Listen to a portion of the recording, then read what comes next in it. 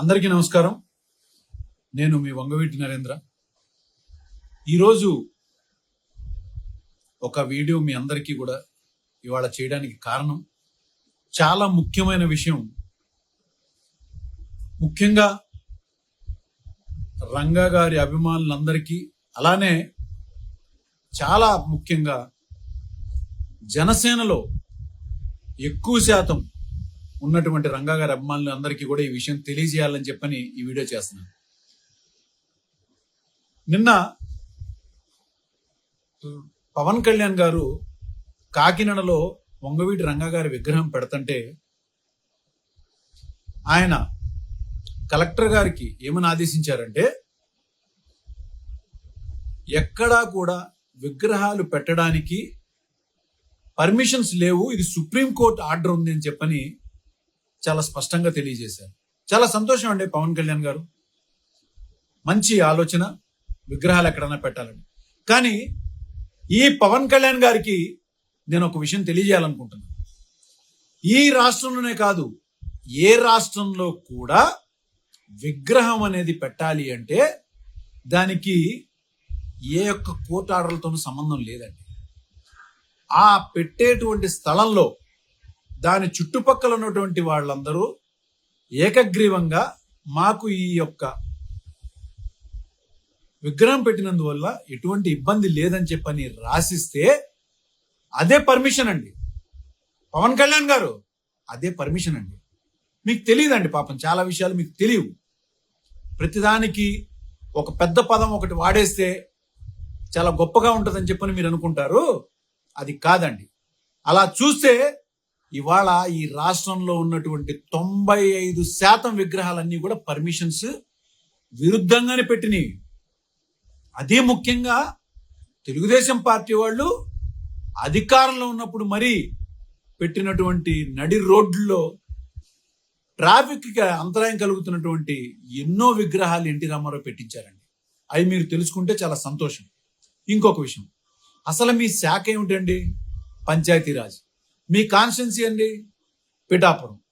మరి మీరు కాకినాడలో పెడుతున్నటువంటి విగ్రహం విషయంలో మీరు ఒక డిప్యూటీ సీఎంగా మీరు దాన్ని ఆదేశాలు ఇచ్చారు. అంటే శాఖతో సంబంధం లేకుండా డిప్యూటీ సీఎం గారికి ఓవరాల్గా రాష్ట్రం మీద కంట్రోల్ ఉండదు అనేది మీ ఆలోచన. మరి ఇదే కంట్రోల్ ఉన్నటువంటి మీరు ఎలక్షన్స్ ముందు సుగాలి ప్రీతి అనే కేసు విషయంలో నరాలు చిట్లిపోయేటట్టుగా గొంతు చించుకున్నారు. మరి గెలిచిన తర్వాత ఏంటండి, అది నా శాఖ కాదు, అది పోలీస్ డిపార్ట్మెంట్ వాళ్ళు చూసుకుంటారు, హోమ్ డిపార్ట్మెంట్ వాళ్ళ శాఖ అది అని మీరు మాట్లాడుతున్నారు. మీకు ఒక ముఖ్యమైన విషయం నేను తెలియజేయాలనుకుంటున్నానండి. ఒక డిప్యూటీ సీఎం అంటే, సీఎం తర్వాత సీఎం అంటే అన్ని శాఖల్లోనూ మీరు జోక్యం చేసుకునేటువంటి అవకాశం మీకుంది. ఈ విషయం మీకు చంద్రబాబు నాయుడు గారు విగ్రహాలు రంగా గారి పెట్టేటప్పుడు మాత్రమే ఇది మీకు చెప్పారు, మీరు ఆచరించారు.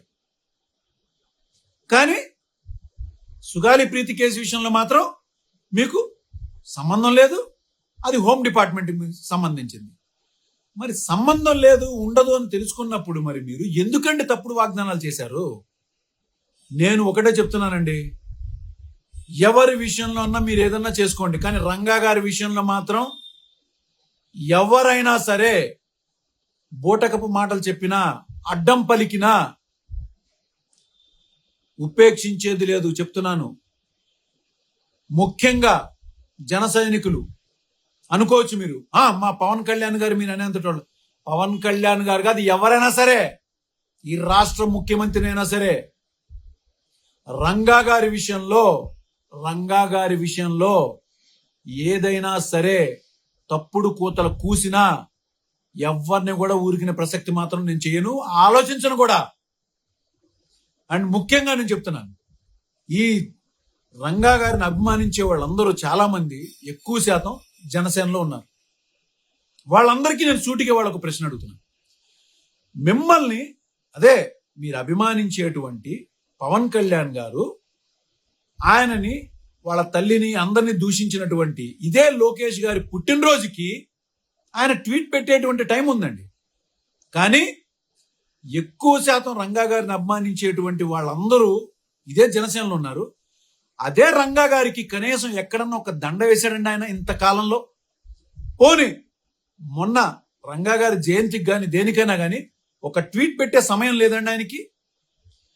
దీనిని బట్టే నేను ఒక్క విషయం, మీరు ఆలోచనతో ఆవేశంతో కాదు, ప్రతి ఒక్క పేదవాడు, బడుగు బలహీన వర్గాల వాళ్ళు, రంగా గారి అభిమానులు, అతి ముఖ్యంగా కాపుల్లో ఉన్నటువంటి సోదర సోదరిమణులందరికీ కూడా నేను విన్నవించుకుంటున్నాను. పవన్ కళ్యాణ్ గారు అనే ఆయన పూర్తిగా రంగా గారి ద్వేష ఆయన. అందుకనే ఎక్కడా కూడా రంగా గారికి సంబంధించినటువంటి ఫేవర్గా ఒక స్టేట్మెంట్ ఉండదండి. ఆలోచించుకోండి మీరు, ఆవేశంతో కదా, ఆలోచనతో చేయండి. ఇంకో ముఖ్యమైన విషయం ఏంటంటే, ఆయన ఎలక్షన్స్ ముందు ఎన్ని రకాలుగా మిమ్మల్ని రెచ్చగొట్టారండి. మనం ఎప్పుడూ కూడా పల్లకీలు మోసే బోయల్లాగానే మనం ఉండిపోవాలి, అధికారం మనకు రాదా, అది ఇది అని చెప్పని అంత మిమ్మల్ని రెచ్చగొట్టినటువంటి ఇవాళ పవన్ కళ్యాణ్ గారు ఇవాళ మిమ్మల్ని అందరినీ తీసుకెళ్లి ఎక్కడ పెట్టారండి? ముఖ్యంగా రంగా గారి అభిమానులు కాదు, కాపుల్ని ఎక్కడ తీసుకెళ్లి పెట్టారండి? తెలుగుదేశం పార్టీ యొక్క కాళ్ళ దగ్గర పెట్టారు. కనీసం ఒకప్పుడు మీకన్నా గౌరవం ఉండేదండి. ఎవరికో పల్లకీలు మోసామో వాళ్ళ మీద అధికారంలో తీసుకొచ్చామని. ఇవాళ మిమ్మల్ని అందరినీ కలిసికట్టుగా తన కంట్రోల్లో పెట్టుకుని ఈయన ఇంకొకళ్ళ చెప్పు చేతల్లో ఉన్నాడు. అదే చంద్రబాబు నాయుడు గారు పన్నిన కుట్ర ఏంటిదంటే, భౌతికంగా రంగా గారిని ఇక్కడ ఈ భూమి మీద లేకుండా చేశాం. ఇంకా మిగిలిందల్లా ఆయన యొక్క ఆలోచనల్ని, ఆయన యొక్క ప్రతిమల్ని, ఆ యొక్క విగ్రహాల్ని పెట్టుకుంటా మనం మన అభిమానాన్ని చాటుకుంటున్నాం.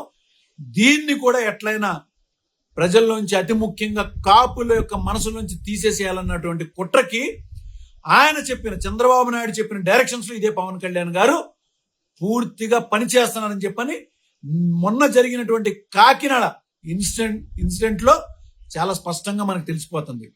దయించి ఇప్పటికైనా సరే ప్రతి ఒక్కరికి నేను చేతులెత్తి జోడిస్తున్నాను. పవన్ కళ్యాణ్ గారి మాటలు, మాయ మాటల్లో పడి ఈ రంగా గారి పేరుని ఈ రాష్ట్రం నుంచి తీసేయాలని చెప్పని ప్రయత్నం చేస్తున్నటువంటి ప్రతి ఒక్కరికి కూడా నేను విన్నవించుకుంటా. మీరందరూ కూడా ఏకం కండి. నేను ఆ కుటుంబ సభ్యుడిగానే కాదు, రంగా గారి అభిమానిగా కూడా నేను చెప్తున్నా, మనందరం ఏకమవుదాం. రంగా గారి పేరుని ఈ రాష్ట్రం నుంచి ఎక్కడ ఇంతపాటి ఇది కూడా తీయలేరు కాదు కదా, అసలు కదపలేరు. ఒక చిన్న రాయి ముక్కంతా కూడా కదపలేరు. ఆయన విగ్రహాలు మేము పెట్టుకుంటాం మా అభిమానంతో. ఆయన పేరుని జిల్లా పేరుకి, ఒక జిల్లా, కృష్ణా జిల్లా పేరుకి పెట్టేంత వరకు కూడా మా యొక్క పోరాటం ఆగదని నేను చాలా స్పష్టంగా తెలియజేసిన. దీనికి ముఖ్యంగా జనసేనలో ఉన్నటువంటి ప్రతి ఒక్క నాయకుడు, నేను జనసేనలో ఈ మధ్య కాలంలో చాలా మంది ఆ గెలుపుకి పోరాటం చేసినటువంటి ఇద్దరు పెద్ద నాయకుల్ని కలిశాను. వాళ్ళు ఎంత బాధపడుతున్నారో తెలుసా అండి?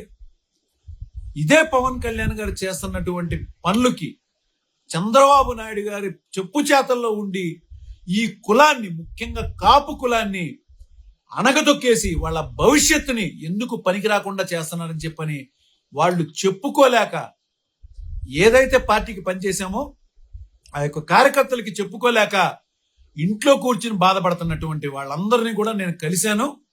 నేను ముఖ్యంగా చెప్తున్నాను, రంగా గారిని అభిమానించే వాళ్ళందరికీ కూడా చెప్తున్నా, రండి మనందరం కూడా ఏకమవుదాం.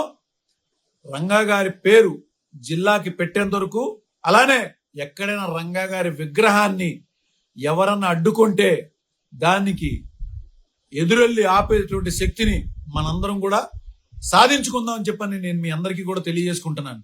ఇంకా ముఖ్యమైన విషయం చెప్తున్నానండి, ఎప్పుడైనా కానీ రంగా గారి అభిమానులు ఎంత ద్వేషం ఉన్న తెలుగుదేశం పార్టీ మీద ఎక్కడా కూడా ఎన్టీ రామారావు విగ్రహం మీద ఎక్కడా కూడా ధ్వంసం చేసినటువంటి సందర్భాలు లేవు. కానీ మీరు గమనిస్తే తెలుగుదేశం పార్టీ ఎప్పుడు అధికారంలో ఉన్నా ఎక్కడో ఒక మూల రంగా గారి విగ్రహాన్ని ఎక్కడో చోట ధ్వంసం చేసినటువంటి సందర్భాలు అనేకం ఉన్నాయి. మరి ఏమైపోయారండి మీ అందరూ? ఇంత అభిమానించేటువంటి వాళ్ళు ఎందుకు? జనసేనలో పవన్ కళ్యాణ్ గారు మీకు ఏమన్నా ఓపెన్ గా ఇచ్చారా స్టేట్మెంట్? ఎక్కడైనా కానీ రంగా గారి పేరెత్తితే పార్టీలో ఉండొద్దని చెప్పని. ఎలా అయితే తెలుగుదేశం పార్టీ వాళ్ళు చేస్తున్నటువంటి అరాచకాలకు, మిమ్మల్ని పెడుతున్నటువంటి అవమానాలకి మీరు ఎదురు తిరిగితే పార్టీలో ఉండొద్దని చెప్పారు కదా పవన్ కళ్యాణ్ గారు. అలానే రంగా గారి పేరెత్తితే కూడా, రంగా గారి తరపునే ఉన్న మాట్లాడితే కూడా మీరు పార్టీలో ఉండొద్దని మీకు చెప్పారా? అలాంటైతే ఈ యొక్క కులానికి, ముఖ్యంగా పేదవాడికి గుర్తింపు తీసుకొచ్చినటువంటి రంగా గారిని మర్చిపోమ్మని చెప్పారు అంటే అతను ఎంత దుర్మార్గుడో మీరు ఆలోచించుకోండి. నేను మళ్ళా చెప్తున్నాను, ఇలాంటి దానికి మనం అంతం, ఇలాంటి ఆలోచన అంతం చేయిందే రంగా గారి యొక్క విలువను మనం తగ్గించడం అవుతామని చెప్పని మీ అందరికీ కూడా తెలియజేసుకుంటున్నాను. అందరం ఏకవుదాం రండి. ఎవరైనా అడ్డుపడితే ముందు మొట్టమొదటి అడుగు ఈ వంగవీటి నరేంద్ర వేస్తాడు. ఇప్పటికైనా మీరు కళ్ళు తెరవండి. రాష్ట్రంలో జరుగుతున్న కుట్రని మీరు గమనించుకోండి. ముఖ్యంగా రంగా గారి మీద జరుగుతున్నటువంటి కుట్రని మీరు గమనించండి. దానికి సహకరిస్తున్నటువంటి పవన్ కళ్యాణ్ గారి మీద కూడా మీరు దృష్టి పెట్టండి అని చెప్పని మీ అందరికీ తెలియజేసుకుంటున్నాను.